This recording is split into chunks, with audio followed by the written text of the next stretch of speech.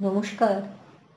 আমি আজকে রবীন্দ্রনাথ ঠাকুরের তোমার সৃষ্টির পথ কবিতাটি আবৃত্তি করব।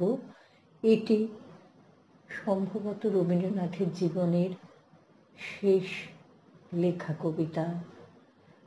রবীন্দ্রনাথ তখন রোগশয্যায়। উনি বলে গেছেন, লিখে গেছেন রানীচন্দ্র।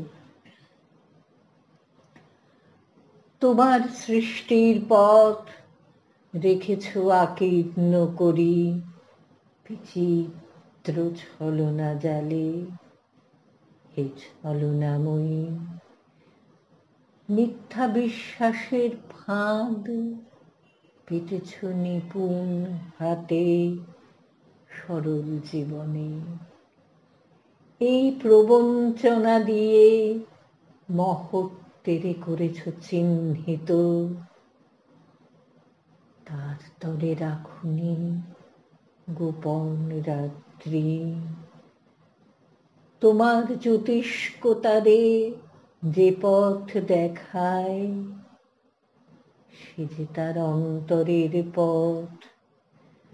সে যে চির স্বচ্ছ সহজ বিশ্বাসে, সে যে করে তারে চির সমুজ্জ্বল।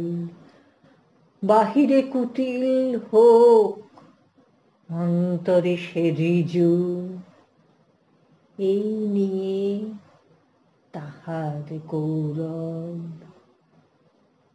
লোকে তারে বলে বিড়ম্বিত, সত্যের সে পায় আপন আলোকে ধৌত অন্তরে অন্তরে।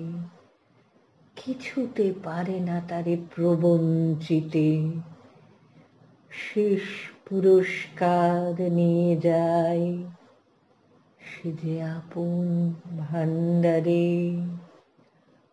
অনায়াসে যে পেরেছে ছলনা সহিতে, সে পায় তোমার হাতে শান্তির অক্ষয় অধিকার। নমস্কার।